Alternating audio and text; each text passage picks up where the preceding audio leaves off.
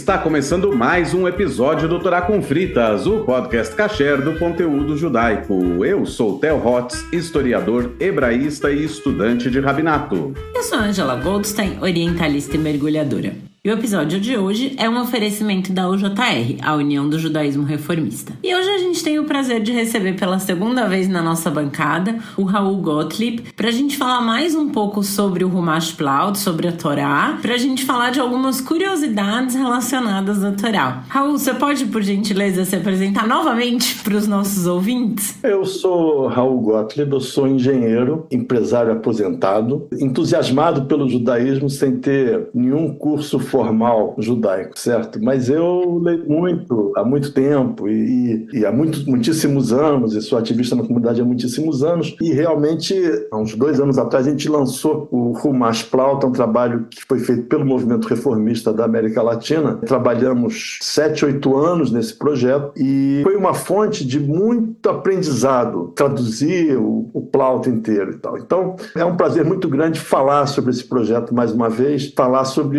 esse livro formidável, que tem muito mais que uma tradução da Torá, né? Porque tem muitos comentários e textos curtos e textos longos sobre um monte de assuntos super interessantes. Então, eu estou muito ansioso para falar sobre isso. Legal, né? A gente tem usado muito aqui para preparar os roteiros dos episódios, eu tenho usado bastante o Plaut. A pauta de hoje foi uma sugestão do Raul, que a gente achou que renderia uma conversa muito boa, que a ideia é de conversar sobre algumas curiosidades da Torá e, além de tudo, poder usar alguns dos comentários que a gente tem disponíveis no Plaut para render o assunto. Até agora, antes da gente começar a gravação, a gente estava conversando com o Raul, eu falei, não, porque eu acho que esse assunto rende talvez para mais de um episódio. Ele falou, mas Angela, tem séculos que esses assuntos estão rendendo, né? Isso que a gente vai falar, alguns séculos que já estão dando pano pra manga, né? Mais de 20, pelo menos.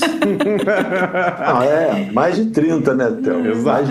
Tem um tempo aí, né? Documentadas discussões, mais de 20, com certeza. Agora... Eu acho que mais de 30, 40, no âmbito judaico, o ser humano se pergunta sobre as suas credenciais desde que ele adquiriu consciência, que ninguém sabe quando é isso. Desde que o mundo é mundo, né? Desde que o mundo, o judaísmo já é uma consequência dessa busca do ser. Exato, dessa busca por entender os porquês, mas não só entender o porquê, vai um pouco além disso. Não é uma pergunta meramente casuística, eu faço a pergunta porque eu quero saber a resposta. Não, eu faço a pergunta porque eu quero que essa pergunta atordoe as pessoas. Eu quero que as pessoas pensem sobre essa pergunta e gerem múltiplas respostas, se possível. Não estou em busca de uma única resposta necessariamente, né? Eu acho que essa que é a grande sacada. Não, muito bem. A primeira curiosidade que a gente vai abordar é um pequeno ensaio que está nas páginas 394 e 395. E, na verdade, eu acho que a gente pode começar a falar até um pouco da página 393. E aí, para quem estiver com o Plaut na mão, o Plaut, como todos os livros hebraicos, ele é escrito ao contrário, como a gente diria, né? A gente que usa o alfabeto latino. Então, ele começa de um lado mais à direita da página 394 e a página 395 é a página à esquerda. E aí, ele continua ali por cima. Então, às vezes, eu tenho usado bastante o Plaut, mas às vezes eu me confundo ainda um pouco com a ordem, porque ele tá da direita para a esquerda por causa do texto hebraico da Bíblia que ele contém. Só que o texto português, ele segue a ordem do texto hebraico e aí, nossa, a minha cabeça fica um pouco bagunçada. Então, só para avisar, tudo assim, isso, para ilustrar para quem não tá com o Plaut na mão, é simplesmente um livro que ele é folheado como se fosse ao contrário. Daqui para cá. O problema é que os nossos ouvintes não estão vendo, né? Eles só estão ouvindo. Eu queria dar esse então contexto. Ele abre mais ou menos como se você estivesse pegando um livro ao contrário, só que a paginação está no sentido latino. Ao contrário. Não, a paginação está no sentido hebraico. Mas o texto está no sentido latino porque o texto é um texto em português. Enfim, é uma ginástica, é um pouquinho de ginástica para a cabeça, mas é bom também que ajuda a pensar mais. Eu achei muito interessante, porque na página 393 já começa a falar em que momento surge esse comentário aqui no Plauto. É no livro de Êxodo, na hora que Deus está falando para Moisés pedir para o faraó liberar os judeus que estão no Egito como escravizados. Então tem lá toda aquela coisa, manda chuva de granizo, manda gafanhoto, e Deus fala para Moisés, faz isso e vai lá, pede pro faraó. Daí o faraó fala, tudo bem, amanhã eu vou deixar vocês ir embora. Daí ele vai e não deixa. E no começo dessa paraxá, né? É uma paraxá isso, né, Theo? Porque esse pedaço todo, não. É uma paraxá, mas é um trecho da Torá. Então é o capítulo 6 de Êxodo, quando Deus diz a Moisés, eu sou o Eterno. E apareci para Abraão, Jacó e Isaac. Então esse comentário, ele segue esse pedaço, que é quando Moisés encontra Deus na sarça ardente. Ali leva um susto, né, com o arbusto pegando fogo e falando, que é bastante natural de imaginar que aconteceu o susto, não o arbusto ardente falando. E aí Deus se revela para ele e começa a falar. E ele começa essa paraxá dizendo, eu sou o Eterno. E aí vem esse ensaio logo após pra gente entender que história é essa, como é que ele se diz, né? Porque nesse momento Moisés pergunta para Deus, qual é teu nome? Deus fala para Moisés, ok, você agora vai pro Egito e vai libertar os judeus, certo? Moisés recebe a sua missão de vida. E aí Moisés fica um pouquinho nervoso, que é uma missão meio complicada. E aí ele fala, mas como é que eu vou falar? Como é que eu vou... E se me perguntarem quem é Deus, qual é o teu nome? Né? Porque tanto na Bíblia, na Torá toda, tem muito nome que é a característica da pessoa, ou de nascimento, não sei, é uma coisa que a gente pode falar mais pra frente. Então Moisés pergunta para Deus, qual é teu nome? Quer dizer, basicamente, qual a tua natureza? E aí Deus dá a resposta maravilhosa que é Irie Asher Irie, que não quer dizer muita coisa, quer dizer sou o que sou, serei o que serei, sou o que serei, qualquer conjugação. É uma espécie de charada. É uma espécie de charada. Então, e ele fala, meu nome é Irie. E aí tem toda uma questão, e o judaísmo, a partir disso, o judaísmo desenvolve uma teologia de que Deus não tem nome, o nome de Deus é absolutamente, não é que Deus não tem nome, o nome de Deus é totalmente desconhecido, porque a natureza de Deus é desconhecida, e as pessoas se batem até hoje como realmente chamar esse Deus que não tem nome. Porque no final, por que eu chamo de Deus se ele não tem nome? Né? Se ele não tem nome, eu não posso chamar de nada. E aí o Plauto tem todo 3, 4 páginas explicando a questão do nome de Deus e tal, como é que o judaísmo pensa nisso, como é que evolui. E eu acho que é super interessante, porque no final o judaísmo cria um acróstico, cria um conjunto de 4 letras para dizer essas 4 letras representam o nome de Deus. Elas não são o nome de Deus, elas representam o nome de Deus, porque o nome de Deus é desconhecido, o nome de Deus é não representável. Então, isso não é o nome de Deus. Tanto é que o texto é confuso nesse momento, porque Deus responde, Erie Asher Erie, eu serei o que serei. Depois ele fala, assim você vai dizer, Erie me enviou até vós. Aí é só Erie, é só eu serei, ou eu sou. Aí no passuco seguinte ele começa a falar, eu sou Yud Rei Vav Rei, só que Yud Rei Vav Rei, que é o nome, que é o tetragrama sagrado que a gente não sabe como se pronunciava, ou tem essas 4 letras aí, elas não são como se escreve Erie. Então ele acabou de falar que o nome dele é Erie e o nome dele aparece escrito de outra forma, e por isso essa indagação toda. Afinal de contas, esse tetragrama é o nome mesmo, ou o nome é Erie, ou os dois são nome, ou o nome, o tetragrama, é uma representação de tudo que engloba o ser divino. E a resposta é clara, não sabemos. Para melhorar, né? Logo depois ele fala, você fala que Erie me mandou você, e fala assim, eu, Deus, apareci para os teus antepassados, Abraão, Isaac e Jacó, como El Shaddai. Quer dizer, ele já tinha outro nome. O pessoal achava que ele era El Shaddai, mas ele não era. Depois ele fala, e o meu nome Yud Rei Vav Rei, eu não me apresentei assim para eles. Então por que você está dando outro nome agora? Esse povo que está no Egito, ele Ele conhece você, então, como El Shaddai. Então, por que agora você está inventando que tem outro nome? É o nome social. Tem um nome social. Bom, então, eu acho que aí o Plauto faz uma coisa linda, porque a gente aprende muito com isso. Quando ele começa a descrever como, ao longo do tempo, a gente foi evoluindo para tentar cristalizar, para tentar achar desse texto tão confuso, deliberadamente confuso, parecido, tem vários lugares assim na Torá, os 10 Mandamentos. Se você pegar um diagrama e falar assim, aqui está o monte, aqui está Moisés, agora ele subiu, agora ele desceu, agora não sei o que, você não consegue fazer porque ele está aqui em cima, no verso seguinte ele está embaixo, depois está no meio do monte, não dá para saber. Então tem momentos na Torá deliberadamente confusos para você, porque está mostrando a confusão da pessoa no momento que ela recebeu. E, na minha interpretação, esse texto confuso na história do arbusto é mostrando que Moisés ali ficou totalmente confuso com o que estava vendo, com o que estava acontecendo. Então, literariamente, a literatura mostra essa confusão através dessa mudança dos nomes, assim como o Theo falou. Agora, o que acontece é que o judaísmo depois vai tentando diminuir as dúvidas. E a gente vai tentando tornar o negócio mesmo. Aí que o Plauto, então, vai para frente e ele vai explicar uma série de coisas muito interessantes, né? Ele começa falando o seguinte: esse nome de Deus, que hoje em dia a gente não sabe qual é de jeito nenhum, a Torá fala que o sumo sacerdote entrava no Mishkan, lá no Kodesh HaKodashim, no recinto mais sagrado do templo, uma vez por ano, Yom Kippur, e lá ele falava o nome de Deus. Ele falava, ninguém escutava. Ele falava o nome de Deus. Porque ele estava trancado lá no recinto mais sagrado. Então quem estava presente não estava ouvindo o que ele estava falando. Ninguém podia entrar. Ele ia com a cordinha amarrada na cintura, porque se ele morresse lá, o nego tinha que puxar ele para fora. Porque ninguém podia entrar lá, tá certo? Então isso tudo tinha. Mas então ele entrava e falava o nome, mas ninguém escutava. Isso se perdeu completamente, ninguém sabe que nome ele falava, porque ninguém escutava. E aí ficou esse nome que está na Torá, essas 4 letras do tetragrama, Yud, Rei, Vav, Rei, como sendo as pessoas especulando, bom, então vamos agora especular em cima desse nome e tal. E aí, em cima dessas 4 letras. E aí tem uma história muito linda. Primeiro tem a tradição de que você jamais lê esse nome. Você jamais tenta pronunciar essas 4 letras juntas. Cada vez que você vê elas escritas, você pronuncia Adonai. Você lê Yud, Rei, Vav, Rei, pronuncia Adonai, que não tem nada a ver com essas letras. Adonai quer dizer Nosso Senhor, né? Meu Senhor, Nosso Senhor.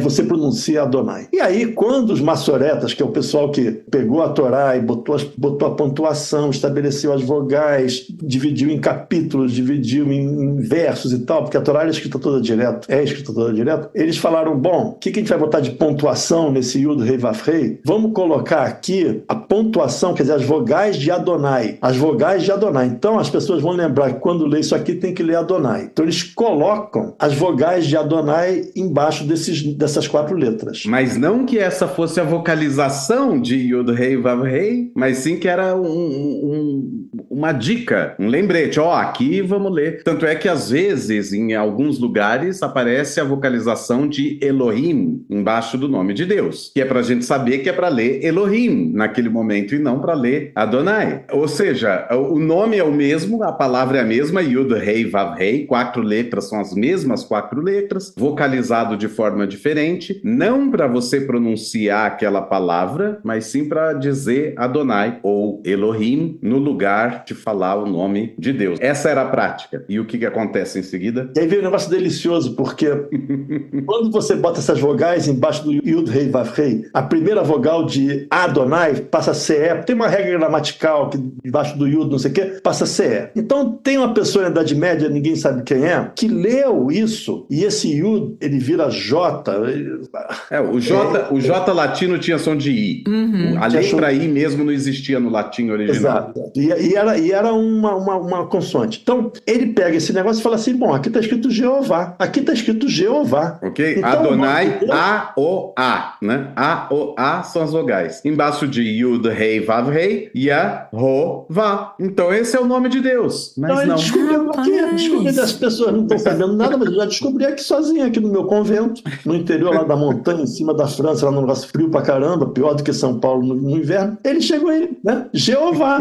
E Jeová pegou, porque ficou fácil de resolver. Ele resolveu o problema. Então, Jeová pegou. Muita gente fala, não, Jeová, não, absolutamente Jeová é um negócio, e o Plauto explica isso belíssimamente. Jeová é um negócio, assim, uma leitura equivocada de uma pessoa que não sabia da história, evidentemente, né? Uma leitura equivocada. É como quando a gente lê um nome em tcheco, sem saber falar tcheco. Você fala errado. Fala errado, exato.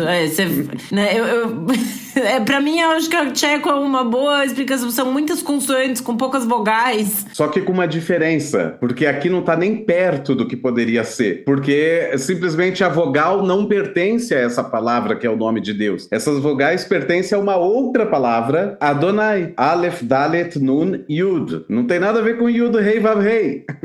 E a outra coisa é que tcheco algumas pessoas falam. Você também.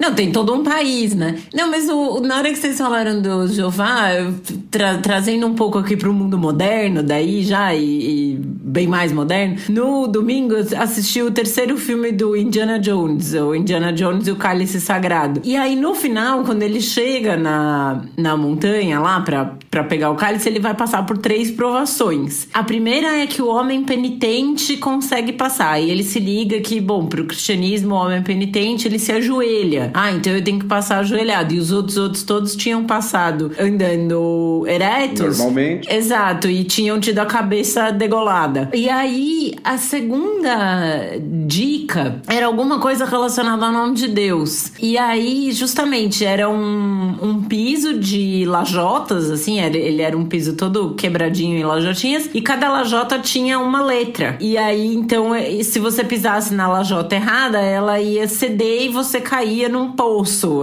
E se você pisasse na lajota certa, ela estaria firme. E aí tem essa coisa, ele lembra, o nome de Deus é Jeová. E aí ele vai pisar no J. E aí é a lajota errada. O J é a lajota errada porque é Yehová. Aí ele vai e pisa no I. E aí ele consegue chegar. Então você vê que é uma coisa que tanto pegou que até em coisas mainstream, assim, agora, como o filme do Indiana Jones, isso aparece. Tem uma sacada genial, já que a gente já trouxe o Indiana Jones pra cá, tem uma sacada genial aqui, que é toda a premissa da Última Cruzada, do Indiana Jones, a tradição toda de guardar o Graal e tudo mais é medieval, ela não é antiga. No latim antigo, você só tinha o J, que tinha som de I. E depois, na Idade Média, existe a inserção do tal do I no alfabeto latino. E aí passa a ser grafado com I. Então isso é muito exato. A pesquisa é muito boa ali. E os católicos só deixam de usar o termo Jeová muito mais tarde. Os protestantes vão continuar com a utilização desse nome e os católicos em algum momento vão trocar para Javé. E hoje as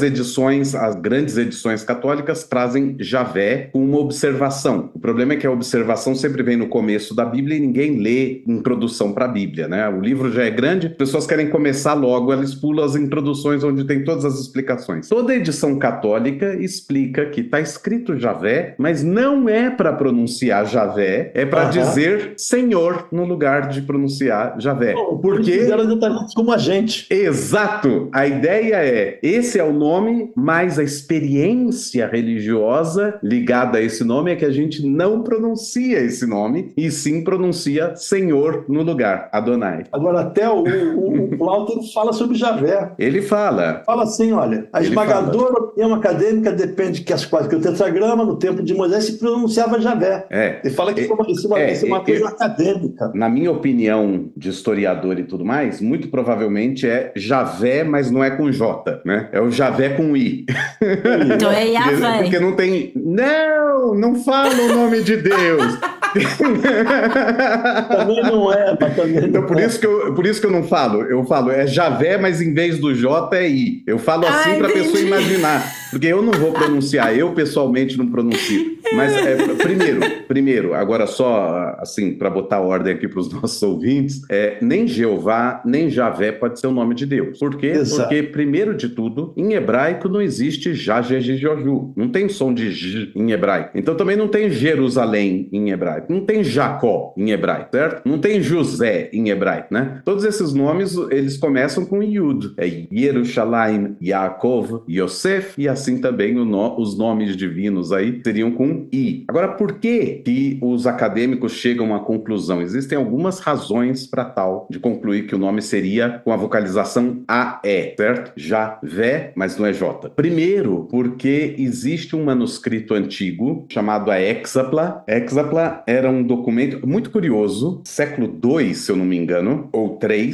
Só tem fragmentos dele, e ele chama Hexapla porque ele é um documento de 6 colunas, mas não são 6 colunas uma continuação da outra. As 6 colunas são iguais, em línguas diferentes. Igual tem edição bilíngue da Bíblia, ou trilíngue, existiu lá no século III a Hexapla, que trazia o texto hebraico. Na segunda coluna, uma tradução ao aramaico, que não era do Onkelos. Na terceira coluna, aparecia uma tradução em grego. Na quarta coluna, aparece uma tradução, salvo engano, em latim. Numa outra, na quinta coluna, aparece em algum outro idioma, agora eu não me recordo. E na sexta coluna, está escrito em alfabeto grego, mas não está em grego. Quando você lê as palavras que estão escritas em alfabeto grego, sai o som em hebraico, ou seja, era transliteração. Era uma transliteração do século III, igual a gente faz hoje em português, que escreve Shalom, S-H-A-L-O-M. Isso não está escrito em hebraico, está escrito em português uma palavra em hebraico. A mesma coisa tinha na Hexapla. E lá, quando aparece o nome de Deus, na Hexapla está transliterado como Iota, Aleph, agora eu não lembro o nome da Alfa, né? Iota, Alfa, não lembro os nomes das letras gregas, mas está lá o nome Javé, só que não é J, é com Iota, é com o som de I. E isso é uma das dicas do porquê que os acadêmicos se apoiam que esse seria o nome. Tem outras explicações também, no próprio Tanar, né? Existem nomes de pessoa que são chamados nomes teofóricos, são os nomes que dentro dele aparece alguma referência a Deus. Em geral, a gente sabe que isso são os nomes terminados em El, Daniel, Rafael, Gabriel, Michael, todos esses nomes, El significa Deus. Verdade, a palavra Deus. Isso é um tipo de nome teofórico. Outros nomes teofóricos que aparecem terminam em Yahu, que seria o nome de Deus. E que muitas vezes se fala só Yah para não pronunciar Yahu. E isso tem uma influência na tradução. Então, Yeshayahu vira Yeshaya, para não falar o nome de Deus. Yeshaya, e aí vira Isaías. Rizkiyahu vira Rizkia, aí vira Ezequias. Yermiyahu vira Yermia, e aí vira Jeremias. O certo seria Jeremial, Isaial, Ezequial, e assim por diante. E não com isso. Mas isso mostra que se há um cuidado na prática popular de não pronunciar Yahu, é porque se acredita que provavelmente Yahu fosse uma das formas de se referir a Deus. E falar Iá seria uma forma de não chegar ao final. Então, indica que o nome de Deus provavelmente começa com Yá. E isso já, então, é mais um ponto pro Javé. Com J, não. Com I, não com J. Exato, do que pro Jeová. O ponto maior, a tendência é que seja já. E essa palavra depois, Iá, então o que está acontecendo aqui? Primeiro, o tetragrama, as 4 letras, não eram o nome divino. As letras que representavam o nome divino, como o Raul trouxe, esse nome ficou tão sagrado que aí cortam ele, tiram uma letra e deixam só Yahu, deixam só as 3 primeiras. Em algum momento isso se torna tão sagrado que tiram também o Vav, e aí sobra só o Yah, para não falar o nome de Deus. Em algum momento, Yah também se torna tão sagrado que quando a gente escreve os números em hebraico, a gente usa letras, igual no numeral romano, certo? Yud vale 10. A gente escreve Yud Aleph, Aleph vale 1, isso é 11. Yud Bet é 12. Yud Gimel é 13. Yud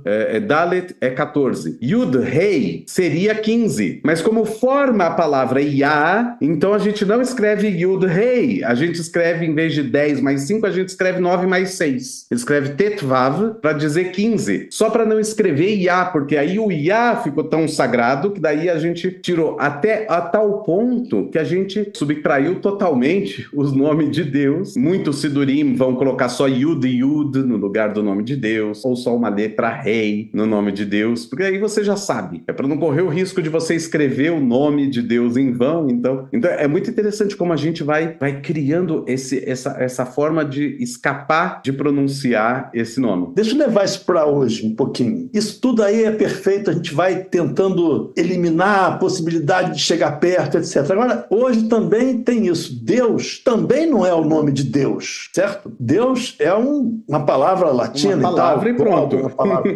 Mas as pessoas escrevem Deus sem o E, botam lá dus, bota sem o E, sem o U, que são os inimigos das vogais, só botam DS. Tem gente que bota G-O-D, né? Deus em inglês, G''D, porque fala, não, eu não posso falar o nome de Deus, mas Deus não é o nome de Deus e God não é o nome de Deus. Isso me incomoda muito, porque se essa moda pega, eu tenho que mudar meu sobrenome. Porque meu sobrenome né? Eu teria que botar G'', e o Theo, que também eu não posso chamar Theo mais. Também não pode. Então vai ter que chamar, sei lá, vai ter que se chamar de Moacir, eu não sei. A única que se salvou aqui fui eu. Dá o nome. Mas é muito engraçado. Você está chegando perto, né? Aqui tem um cara. Aqui tem alguém que tem o nome Theo, um que tem o sobrenome com o nome amado Deus. Por Deus. O outro tem o sobrenome com Deus. A outra tem o nome Ângela, que está muito perto de Deus. Né? Mas só resvala. O anjo só está perto de Deus. Então você se salvou nessa. Nós somos um time celestial. Mas, adorei, Raul! Adorei. Mas tem esse exagero, né? Só para contextualizar, deixa só a professora de alemão, pelo amor de Deus, aqui explicar para os ouvintes que talvez não tenham entendido o sobrenome do Raul. E aí eu fico agoniada que alguém possa não ter entendido. O Raul se chama Gottlieb, que em alemão a gente costuma juntar as palavras. Em vez de usar duas palavras para explicar uma coisa, a gente explica ela com duas palavras, mas a gente junta em duas. Nos bons casos, né, Ângela? Porque a gente pode justamente juntar 3, O céu 4. É o limite. O céu é o limite. O céu é o limite. Até acabar a linha. Depois eu te mando como que fala formulário de imposto de renda em alemão. É uma palavra só com 40 letras. Muito bom, muito bom. É muito bom. E aí, Gott é Deus e Lieb é amor. Então, Gottlieb é o amor de Deus, é uma pessoa amada por Deus. E aí, nesse caso, por isso que o Raul brinca que precisaria ter esse apóstrofo, né? Então, G''TT, Lieb. Já, o sobrenome, eu sou Goldstein, né? De sobrenome com muita consoante, a gente já precisa soletrar, já dá um trabalho do caramba, se ainda tiver um apóstrofo. Mas esse nome Gottlieb é um nome usado em muito. Amadeus é Gottlieb, né? Isso. Uma coisa. Teodoro, Teófilo, Yedidia, tudo é esse mesmo nome e tal. Agora, esse exagero que tem de você então tirar o E e o U de Deus para não parecer Deus é usado, cada vez se amplia mais. Eu acho que temos uma tendência de tentar ser cada vez mais sagrados, ou pelo menos parecer mais sagrados. Então, muita gente também não fala Adonai fora da reza. Aí vão falar Adoshem, não sei o quê. Isso, muita Adoshem. gente não fala Elohim fora da reza. Adoshem é um exemplo fantástico. A pessoa não fala Adonai a não ser no contexto da reza. Quer falar fora, fala Adoshem. Por quê? Porque ele mistura Adonai com Hashem. Fala Hashem. Hashem significa o nome, mas isso já é sinal de que Hashem tá ficando tão sagrado que a gente tá tentando não usar à toa a palavra Hashem. E aí começa a não usar ela de maneira completa, como fez com os outros nomes sagrados também. Uma coisa que eu tava pensando enquanto eu tava preparando o roteiro e agora durante a nossa conversa eu continuei elaborando esse pensamento. O judaísmo é uma religião monoteísta, né? Então a gente tem só um Deus e esse Deus, honestamente, ele nem precisa ter um nome. Não, porque só tem único. esse. Não, ele não, Angela, ele não é que não precisa, ele não pode ter um nome. Ele não pode ser representado, senão ele não é o nosso Deus. Trazendo aqui para uma coisa mais mundana, assim, que a gente precisa nomear as coisas, a gente como ser humano quer dar nome às coisas, a gente precisa disso, porque se a gente não dá um nome pra coisa, a gente não consegue entender o que é aquilo. Tem até a história de que quando chegaram as caravelas no Brasil, os indígenas, eles não as viram, porque eles não sabiam o que era aquilo, eles não conseguiam ver, eles não enxergavam e não conseguiam nomear, então isso é uma coisa que nem existe. A gente como humano tem a necessidade de nomear as coisas. Só que se você pega uma religião como a religião grega antiga, que você tinha diversas divindades. Então, tinha Zeus, tinha Hera, tinha Poseidon, né? Tinha Hades. Aí você pega a religião romana, que tinha Júpiter, tinha Juno, enfim, Vênus, né? Você pega a religião hindu, que você tem Shiva, Brahma, Vishnu, Lakshmi, Sarasvati. Você tem muitas divindades, e aí paro aqui porque eu não conheço muitas outras religiões politeístas, mas acredito que em outros lugares tenha. Esses deuses, eles precisam ser discriminados no sentido de que a gente precisa poder diferenciá-los de, eu tenho um deus, por exemplo, nos gregos, lá, Poseidon é o da água salgada, é o do mar. Você tem Zeus, que é o chefão lá. Você tem Hades, que é o do submundo. Você tem Mercúrio, que é o mensageiro. Tem essa coisa. Quando você precisa de alguma coisa, você vai ali mais pontual para quem você tá pedindo, né?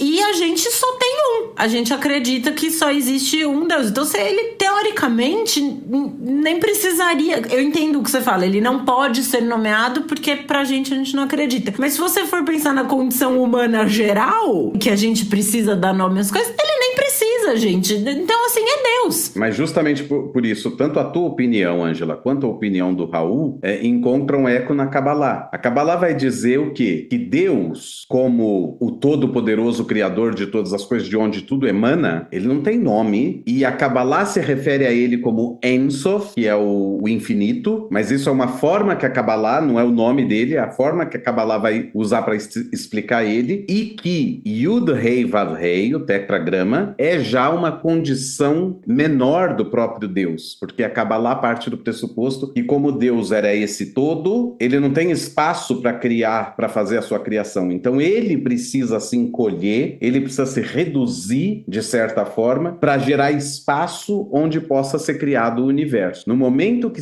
ele se encolhe e ele se define, nasce uma definição do que é Deus. E por isso, diz a Kabbalah, que a Torá não começa com Bereshit Elohim Bara, que Deus criou. É Bara Elohim, que é no momento que ele começa a criar é que Elohim aparece. Elohim, enquanto conceito, Deus, enquanto conceito, só pode começar a existir depois que a criação começa, enquanto conceito, porque é um encolhimento. E o outro encolhimento vai ser quando ele dá um nome, quando ele aparece com um nome, pela necessidade humana da nomenclatura. A gente não tem curioso, esse desespero, né? E isso é mostrado pela própria história com a qual a gente abriu. Tipo, Moisés está na frente daquele que está se revelando a ele, que é o criador de absolutamente tudo. Ele pode fazer qualquer pergunta, e a pergunta dele é: qual que é o teu nome? Como você se chama? Com quem eu tô falando? Que pergunta é essa? Ele precisa definir, ele precisa a coisa mais saber. Humana possível, né? E Deus, ele mesmo vai se definindo muitas vezes. Ele se apresenta como El Shaddai, ele é Elohim, é não sei o quê. Em algum momento ele começa a dizer: eu sou Deus de Abraão, Deus de Isaac, Deus de Jacó. E ele repete isso como um mantra. É como se fosse um nome dele. Depois que ele tira o povo do Egito, muda de figura. Ele esquece esse nome, ele nunca mais usa esse nome. Ele começa a falar que ele é o Deus que tirou o povo do Egito, Deus que te tirou do Egito, da terra da escravidão. É porque quem se define se limita. Passa a fazer parte do RG dele. Então, cada vez que ele mesmo se define, ele mesmo se limita, de certa forma, e ele é limitado pela nossa percepção. E aí, nesse sentido, o nome mais libertador de Deus, se é que a gente vai dar um nome para ele, é justamente Erie Asher Erie. Eu serei aquilo que eu serei. Porque depende da tua definição. Depende de como você entende e se relaciona com Deus. Ou não se relaciona birlala, erol. Se você não tem qualquer tipo de relacionamento, você também está definindo ele de alguma forma. Porque a experiência humana é essa. Duas coisas aqui. Primeiro, tudo que a Ângela falou, o Theo falou. Primeiro, Deus se define pelo que ele fez, né? Pelo que aconteceu. E é mais ou menos o que acontece quando Moisés está no Monte Sinai, e Moisés, nesse momento no Monte Sinai, para receber as tábuas de lei, ele quer ver Deus. E Deus fala: você só vai ver minhas costas. Você só vai ver o que aconteceu. Você não tem essa possibilidade de ver na frente. Então é isso. Então Deus se define pelo que ele fez, pelo que aconteceu. A outra coisa, sobre essa questão do que a Ângela falou, falou, a gente nem precisa de um nome. O Buber, isso também está no Plauto, o Buber fala assim, essa ideia que o Theo falou, que algumas pessoas falam que Yahu é o nome de Deus, o Buber fala, Yahu é uma exclamação,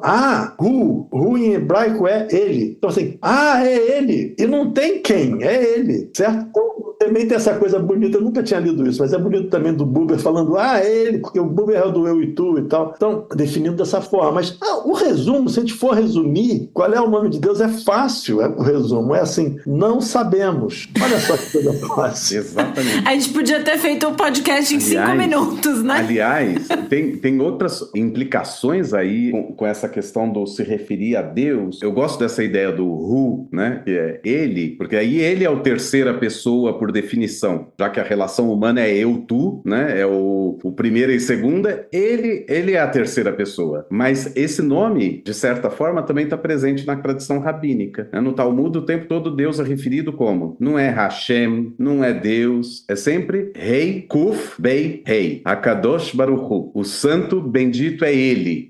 Então, ele, o Hu, aparece de novo. Akadosh Baruch Hu. Ele é o Santíssimo.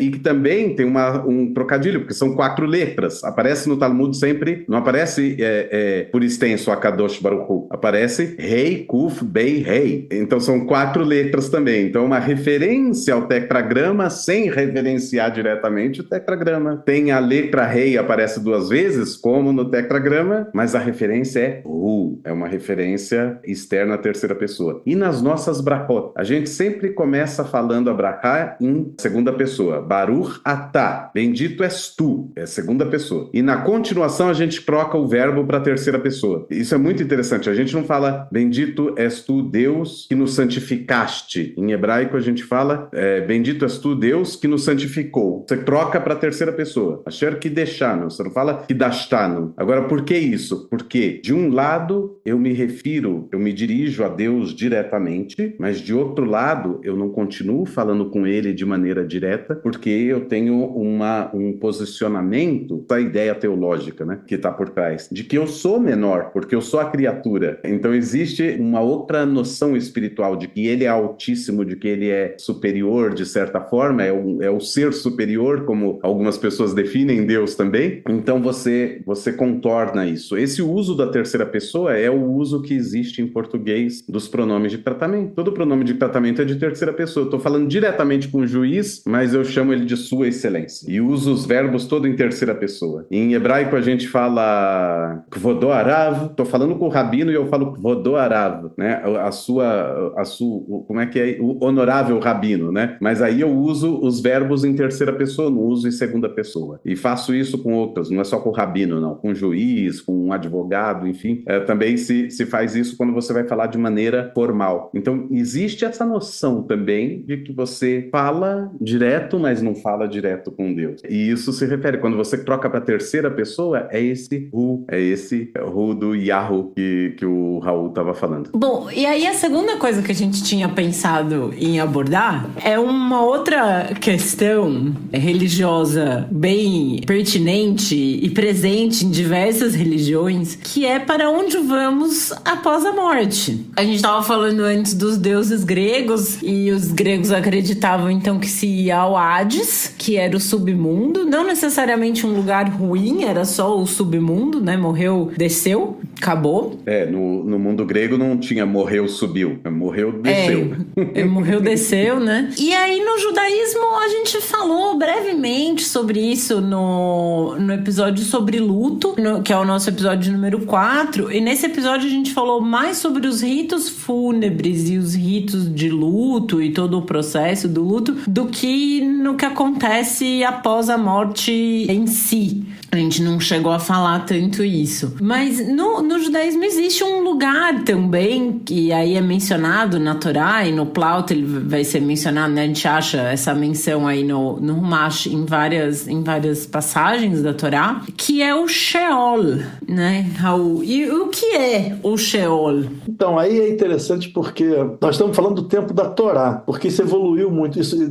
A ideia de onde vai, não sei o que, mudou muito. Mas a Torá em si, vou chegar logo no final e depois a gente explica por quê, porque ela também fala, não sei, não pergunta, não sei. Então, você tem, quando Jacó está reclamando que está enlutado porque aparentemente o filho dele morreu, mas o filho não morreu, ele acha que José morreu, que Yosef morreu, mas Yosef não morreu e tal. Então, Jacó fala, eu vou descer enlutado ao Sheol, quer dizer, eu vou morrer, nunca mais vou ser feliz na minha vida, vou ficar agora de luto até o dia da minha morte, porque meu filho morreu, então agora acabou a minha vida também, e eu vou ficar vivo ainda, mas minha vida acabou, e eu vou ficar enlutado até descer para Sheol. E ele fala isso 2 vezes. Uma vez, quando dão uma notícia para ele de que Yosef aparentemente morreu, é um engodo, né? uma trapaça dos irmãos, e a segunda vez, quando eles querem levar Benjamim para o Egito, eles falam, já levaram o primeiro, agora vocês não vão levar o segundo, não, senão eu vou descer. Ele repete mais ou menos a frase. E Sheol é uma palavra curiosíssima, porque é um nome de lugar, que vou descer para, então tem que ser para aquele lugar. Mas a palavra se escreve como se escreve Sheelá, que é pergunta. A raiz da palavra é a raiz de Sheelá, Shin Aleph Lamed. Então, vai descer para onde? Não, para pergunta. Assim, não sei. É uma resposta da Torá linda para essa coisa. Igualzinho Deus, quem é? Qual é o nome? Não especula, não sei. Também aqui fala, não sei. Trata da vida, trata. A Torá fala o tempo todo, escolhe a vida, escolhe a vida, escolhe a vida. Então, aqui também tem a mesma mensagem. Trata da vida. Diretamente, a Torá não fala nada sobre o que acontece depois. Ninguém não tem essa explicação. Eu conto essa história para algumas pessoas de que quando eu lembro quando eu era criança e começou a sair a revista Super Interessante, os nossos ouvintes mais novos vão pensar assim, nossa, mas ela não existiu desde sempre? Não, né? Ela surgiu em algum momento dos anos 80. O Espírito de Deus pairava sobre as águas e foi criada a revista Super Interessante? Não.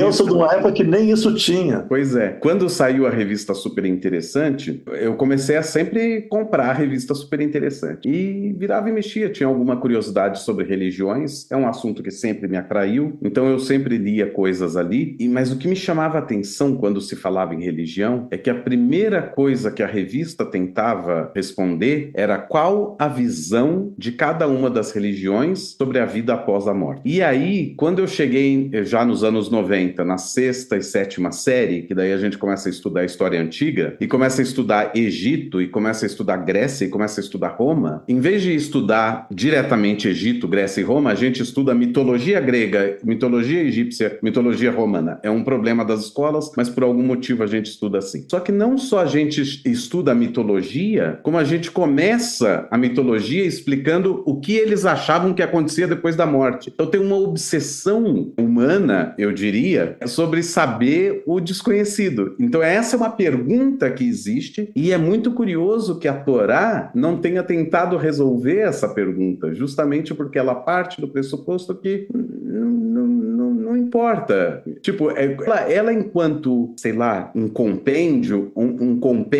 de história, de filosofia, de antropologia, de tudo, tudo que ela é também, e também religiosa e tudo mais, ela também se ocupa muito de dar para você ou indicar para você um caminho de como viver uma vida justa, uma vida honesta, uma vida equilibrada, uma vida... E assim por diante. O que vai acontecer depois não faz a menor diferença. O que importa é o que você faz aqui. No que o Raul tava falando ali do escolha a vida, ontem eu li, não vou lembrar onde, mas eu achei muito interessante porque falava dos 10 mandamentos e tem o mandamento de não matarás. Mas ele não é só uma imposição de você não vai matar o outro. Dá pra ler isso também como uma coisa, quando você puder salvar a vida de alguém, faça isso, né? Ele não tá te falando só pra não matar. É uma coisa também de, se você puder fazer algo pela vida do outro...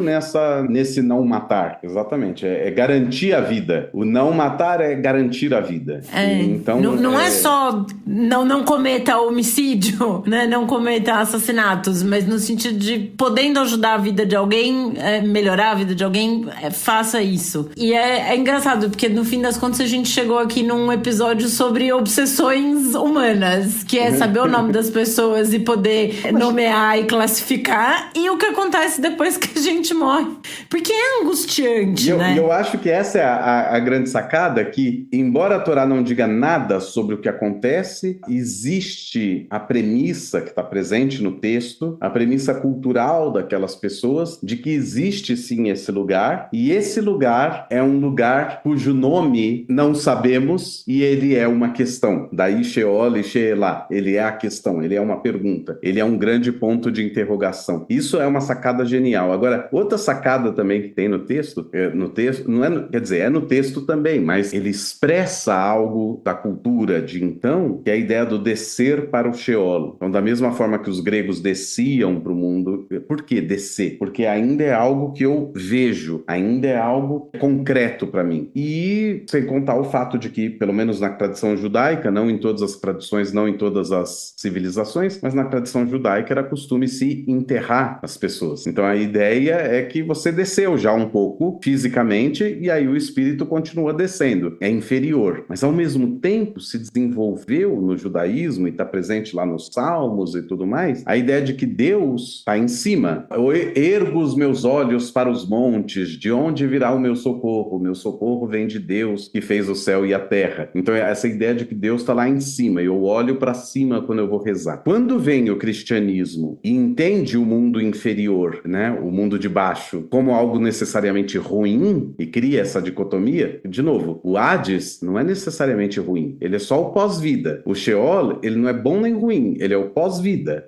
No mundo cristão se desenvolveu a ideia de que esse inferos, esse infernum, esse inferno, esse mundo inferior é necessariamente ruim, logo existe um outro lugar oposto, que é bom. Então é uma dicotomia. O cristianismo primitivo é cheio de dicotomias, né? Então se tem um Deus que é todo bom, tem um Satã que é todo ruim. Então se tem um mundo inferior, tem que ter um mundo superior. E se tem um mundo inferior que é todo mal, então o mundo superior é todo bom. E aí nasceu toda a ideia de que o bom vai para o céu e o mal é que vai para o inferno, para o mundo inferior. Quando o mundo inferior antigamente era só o pós-vida, né? E que de repente foi transformado numa coisa completamente ruim. E aí, por que eu trouxe o cristianismo aqui? Só porque o cristianismo se vê num problema quando ele vai traduzir a Bíblia e aparece a palavra Sheol. E aí nasce não, porque é emprestado um pouco, porque os judeus também já tiveram esse problema em algum momento, muito tempo depois da Torá, na época dos rabinos. Os rabinos estão desenvolvendo a ideia de que existe um Shamaim, né, o Olam Abá, existe um lugar muito ruim, mas tem o tal do Sheol. O que é esse Sheol? E aí, então, começa a se desenvolver uma ideia dentro do judaísmo que vai ser abordada e absorvida pelo cristianismo, pelo menos pelo cristianismo católico, a ideia do purgatório. E existe um lugar intermediário entre os dois lugares, onde você pode purgar os pequenos pecados que você ainda tem, né, e se purificar deles para seguir para o céu. E vão traduzir o Sheol como purgatório. E, de fato, na tradição rabínica tem também alguma visão, não é a única visão sobre Sheol, mas também tem alguma visão de que o Sheol é uma espécie de purgatório onde toda a alma fica no máximo 11 meses, e daí, por isso, a gente reza o Kadish por 11 meses por um pai ou por uma mãe, para garantir que, se ele foi para o Sheol, enquanto ele estiver lá, ele está sendo acompanhado pela minha reza. Ao mesmo tempo, a gente podia pensar que,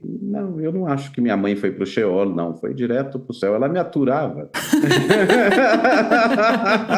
Agora, posso voltar, porque é muito interessante isso, mas eu não sabia que eles traduziam Sheol como purgatório. Posso voltar aqui um pouquinho para a Torá, direto? Porque agora, então, o Theo avançou lá, e a Ângela avançaram lá para frente, para depois da Torá, para explicar que são as grandes dúvidas do ser humano, né? Para onde a gente vai depois, para que a gente veio.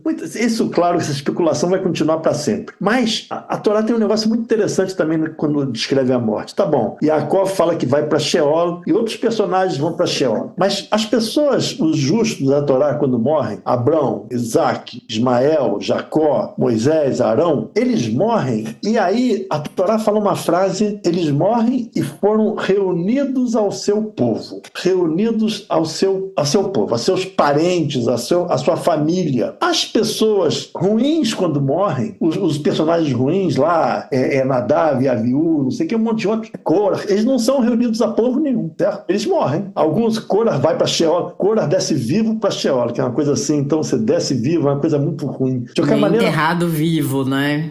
Algo assim, né? Algo assim que tá lá.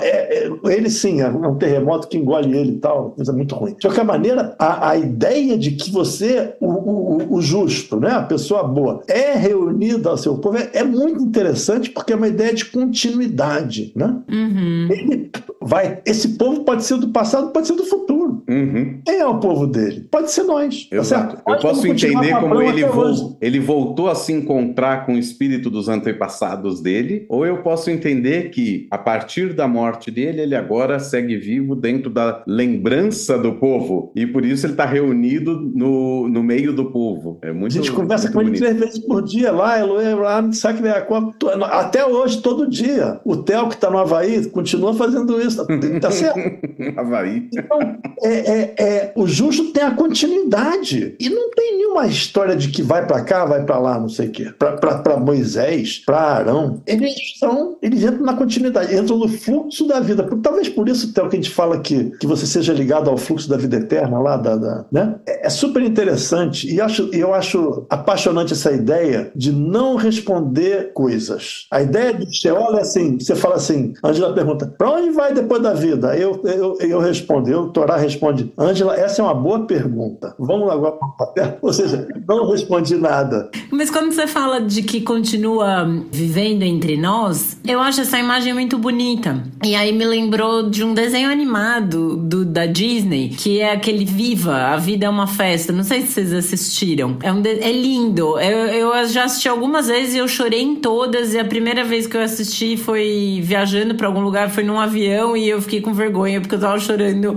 sozinha ali no avião, com a pessoa do meu lado na poltrona, que nem me conhecia. Desenho animado, né? Gente, mas esse desenho é uma lindeza. E a história, ele se passa no México, e aí eles têm, né, em novembro, o Dia dos Mortos, que é quando as famílias se lembram das pessoas que se foram e pensam em coisas que elas gostavam, em coisas que elas faziam. Já tô quase chorando de novo. Elas se lembram disso e vão falando, e é bonitinho, porque assim, no desenho eles mostram, então, que as almas mortas estão todas ali num Sheol mexicano, e aí nessa noite, quando as famílias colocam as fotos dessas pessoas e os objetos delas nos altares, elas podem voltar. Essas almas têm a permissão para voltar. E se ninguém se lembra delas, elas não podem voltar. E aí a história gira toda em torno disso. E é muito bonito, porque na cultura mexicana eles têm um dia específico para isso, mas a gente, como ser humano, faz isso sempre. De manter essas pessoas boas, os justos entre nós, a gente se mantém sempre lembrando, né? Eu tive uma experiência, agora é a abertura de coração 100%, assim. Aqui acho que talvez até chore, já tô quase, né?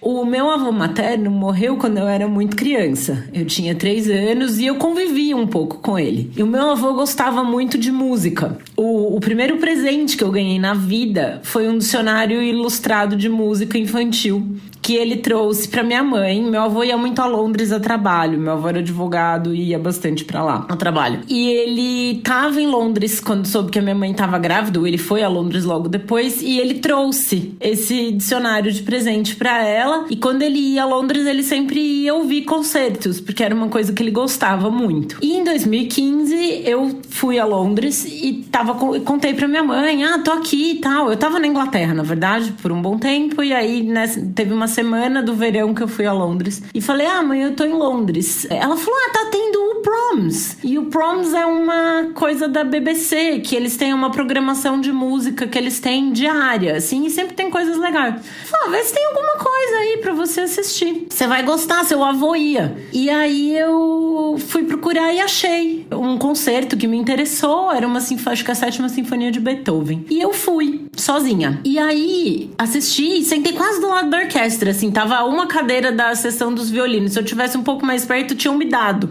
um violino violino pra acompanhar. Tava cumprimentando o maestro. Praticamente.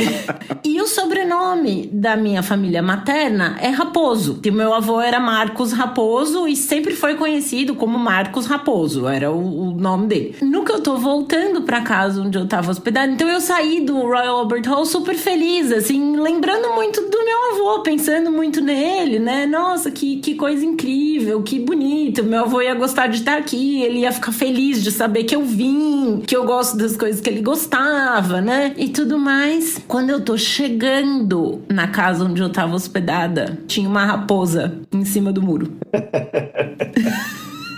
Foi uma coisa tão... Eu falei, gente, olha isso, né? Quem, sei lá, a gente pode achar que não tem nada a ver, né? Tipo, é lógico, na Inglaterra tem um monte de raposa, eles caçam raposas, né? Tem um monte de raposa, é uma coisa... Mas, assim, nessa circunstância, e a gente se encarou, assim, por uns segundos, eu e a raposa, até que eu fui abrir a porta o portão ali de entrada da casa, e aí ela saiu, tomou o rumo dela, assim. Mas tem isso, né? A gente pensa nas pessoas que a gente gosta, nas pessoas com quem a gente conviveu, nas coisas delas que foram passadas e que fazem que a gente seja quem a gente é. A gente tem essa ligação, e eu acho que isso é se reunir a seu povo também, né? É você estar presente nisso o tempo todo. Eu acho que é muito interessante. E tem isso que no judaísmo existe o período de luto, efetivamente, mas existe também o Yartai, ou Yom HaShanah, que é o aniversário de morte, né? E que em todo aniversário de morte, a gente é convidado a lembrar dessas pessoas, e a gente faz isso basicamente de duas formas, ou três. Eu gosto de falar que são três. Uma delas é acendendo uma vela memorial que vai arder por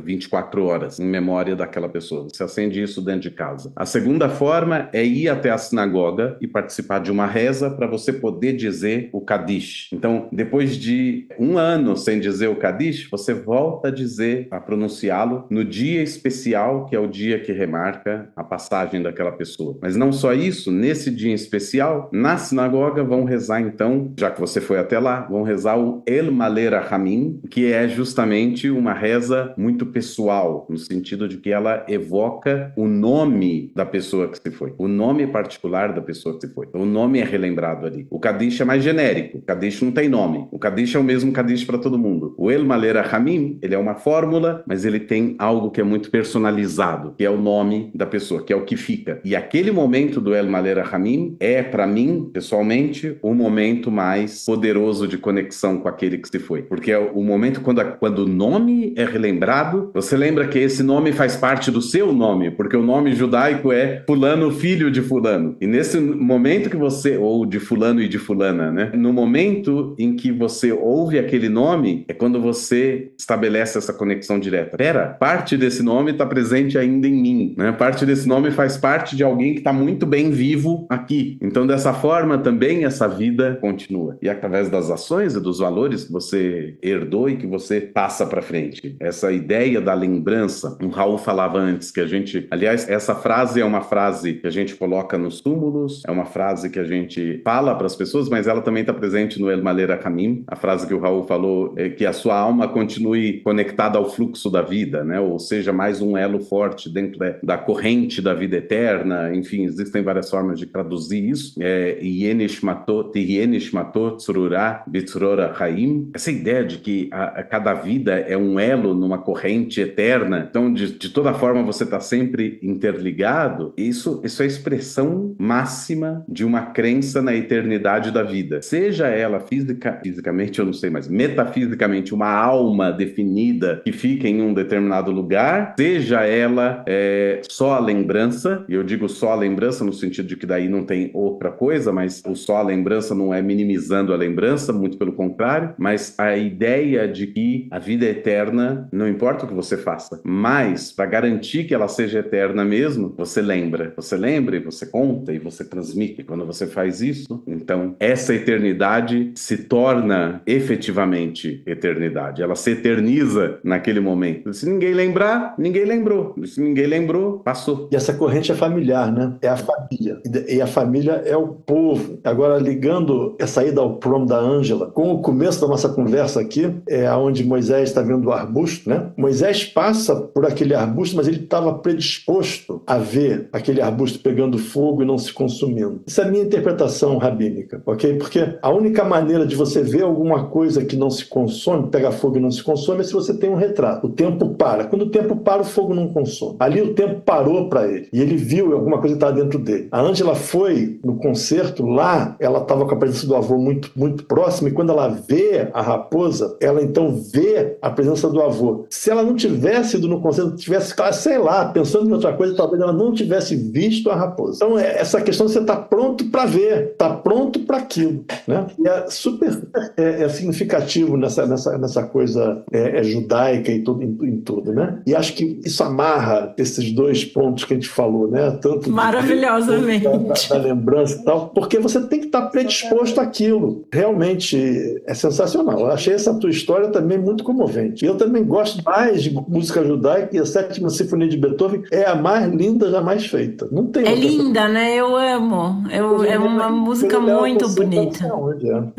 Não. Esse dia foi assim, sabe essas coisas que tudo vai dando certo? Tipo, a minha mãe me mandou uma mensagem e falou: olha, vê se tem o Proms. Eu entrei. Naquele dia tinha um concerto que eu gostava. Eu consegui, daí ainda comprei um ingresso que era assim, super próximo da orquestra. Foi tudo assim, dando certo, sabe? Foi dessas coisas que você fala, era pra ter sido. Agora, falando em música, concerto, falando nesse encontro de Moshe com o arbusto, essa tua interpretação rabínica, Raul, que você disse, a minha interpretação pessoal rabínica, agora você pode chancelar, porque foi muito... Eu me arrepiei aqui, quer dizer, a gente nunca conversou sobre essa interpretação específica, mas há 2 anos atrás, um colega meu que hoje já é rabino formado, ele falou exatamente a mesma coisa. Ele falou, tem um arbusto que não se consome, queimando, no alto de uma montanha. E Moisés, o texto diz, estava pastoreando suas ovelhas, né, as ovelhas do sogro. Então a questão é, qualquer um que passasse por ali precisava olhar para cima para ver isso acontecendo. E se você está pastoreando ovelhas, você não está olhando para cima. Então é uma coincidência que acontece naquele momento que Moisés olha para cima. Mas não é só necessário olhar. Esse meu amigo disse, ele podia olhar quantas pessoas passaram por lá. De repente aquele arbusto estava queimando, sei lá, há vários tempos, há 400 anos, esperando que alguém passasse e falasse, nossa... Se ele queima e não se consome, ele está se queimando desde sempre. Exato. Então precisava que alguém falasse, não só prestasse atenção, mas que fosse até lá e falasse, que coisa é essa? Eu vim ver o que é isso. E é justamente o que Moisés fala, mas outra coisa que me chamou a atenção, esse meu colega, o rabino Adam Berman, é que é ligado à música, é ligado à poesia. Existem algumas poesias na Torá, 2 mais famosas, que todo mundo se refere a elas como poesia, uma um pouco menos famosa, mas que todo mundo fala como poesia. Essa, eu acho que ninguém se referiu a ela como poesia. Ela aparece como prosa, mas aparentemente chamou a atenção o rabino Adam, que é uma poesia. Eu gostei da ideia, comprei a ideia. Quando Moisés vê a sarça, o texto diz assim, Vayomer Moshe, Asurana ve'ere etamare agadol hazeh, madua loivar asne. Todas as frases terminam em e. Vayomer Moshe, e disse Moisés, Asurana ve'ere, eu preciso me virar e ver, etamare agadol hazeh,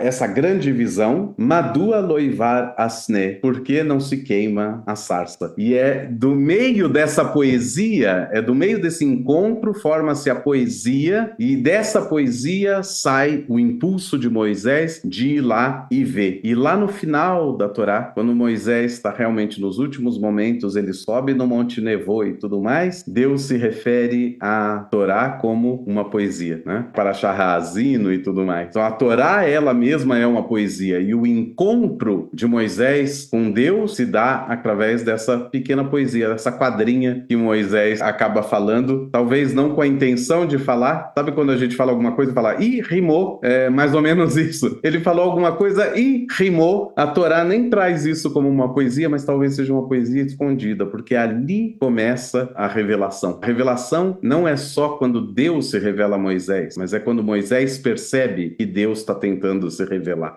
Não, claro, é perfeito. E gosto muito da ideia também, mas é perfeito mesmo. Tô achando aqui. Gosto muito da ideia também de que o tempo para. São momentos onde o tempo para. Tenho certeza que a Ângela, quando viu a raposa, o tempo parou para ela também. O tempo Total! Para.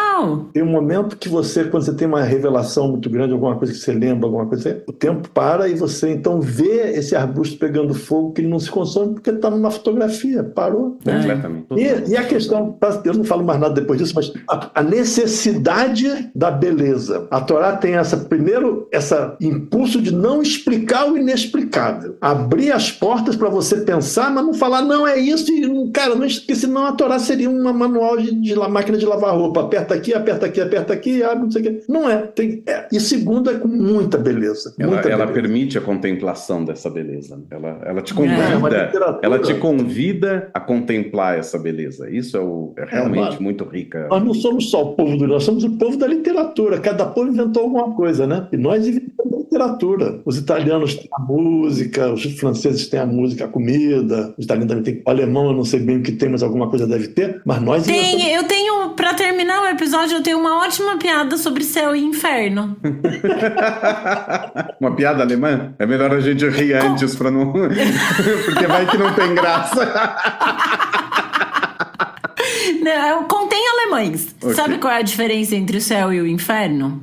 No céu, os guardas são ingleses, os amantes são italianos, os chefes são franceses e os carros são alemães. No inferno, os guardas são italianos, os chefes são ingleses, os carros são franceses e os amantes são alemães.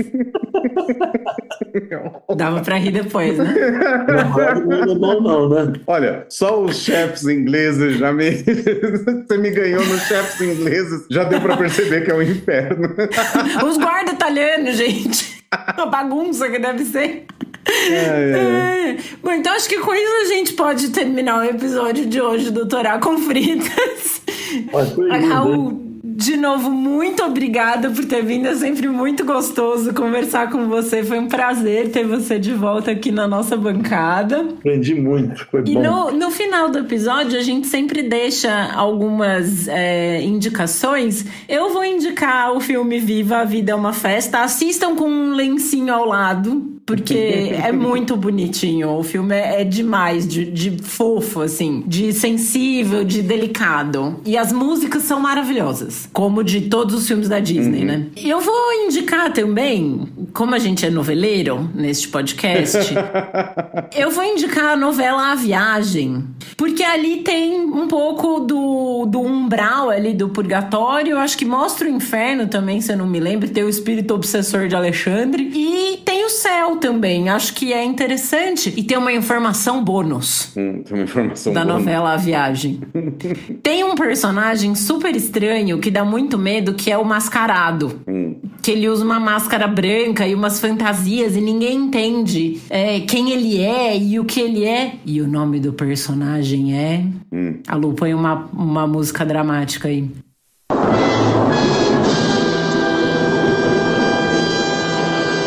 Adonai.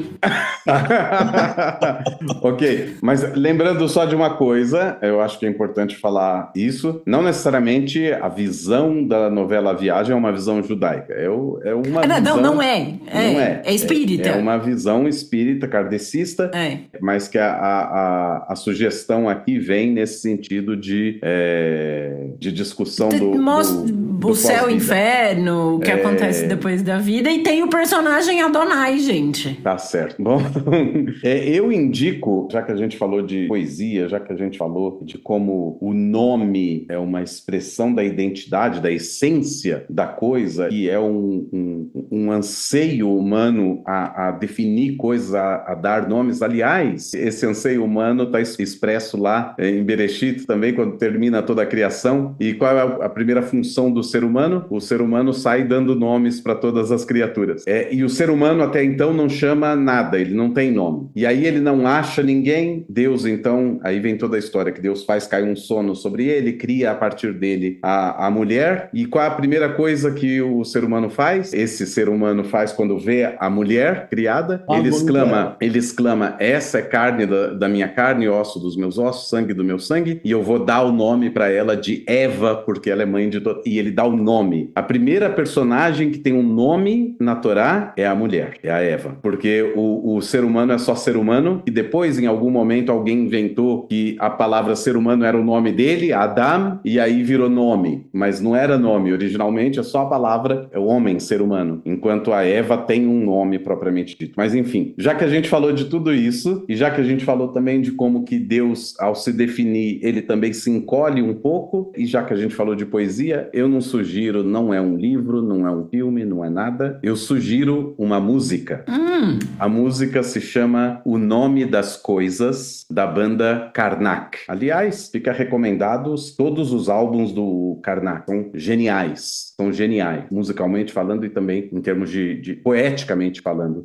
Não à toa, né? É o André Abujanra, é filho do Abujanra, né? Do Antônio Abujanra, então é assim, poesia realmente não falta. E essa música, O Nome das Coisas, é a coisa mais linda, uma das coisas mais lindas que tem na música brasileira mais ou menos recente, vamos dizer assim. Falando em música, Raul, acho que a gente pode fazer uma recomendação conjunta, então, da 7ª Sinfonia de Beethoven, que é... Bom, é um pouco batido, mas é sem dúvida. Agora, eu tenho uma ideia para outro podcast que é com uma música, agora me ocorreu, porque tem uma música, agora eu vou lembrar e mandar, onde é uma música popular israelense moderna, cada linha é uma figura da Torá. Ai, né? Ótimo! Como é que é? E no final ele fala, igual o Rei Davi, eu também faço da minha vida uma canção. Legal, maravilha. Bom, e aí, por fim, óbvio, a gente vai recomendar o Rumash Plaut, editado pela UJR, que tem cupom de desconto para quem ouve o Torá com fritas 10, mas a gente vai deixar tudo bonitinho na descrição. E se você comprar, quem vai colocar o seu Plaut no correio sou eu. É só pedir pelo site, que eu amo. E pagar, né? Claro. Muito bom. Então, com isso a gente termina por aqui o episódio de hoje do Torá com Fritas. Lembrando que vocês podem entrar em contato com a gente através do nosso e-mail, toracomfritas@gmail.com, nos seguir no Instagram, @toracomfritas, no Twitter também, @toracomfritas. Para não perder nenhum dos nossos episódios, é só assinar o nosso feed no seu tocador de podcasts preferido. O Torá com Fritas é feito pela Angela Goldstein e pelo Theo Hotz, amigos, idealizadores e apresentadores do podcast. O Alu é nosso editor de som e intérprete da nossa música de abertura. Para entrar em contato com ele, é só procurar no Instagram pela @aludesempre ou @aluprodu. E a nossa identidade visual é da Maia Batalha. Muito obrigada a todo mundo que nos ouviu até agora. Muito obrigado e até a próxima!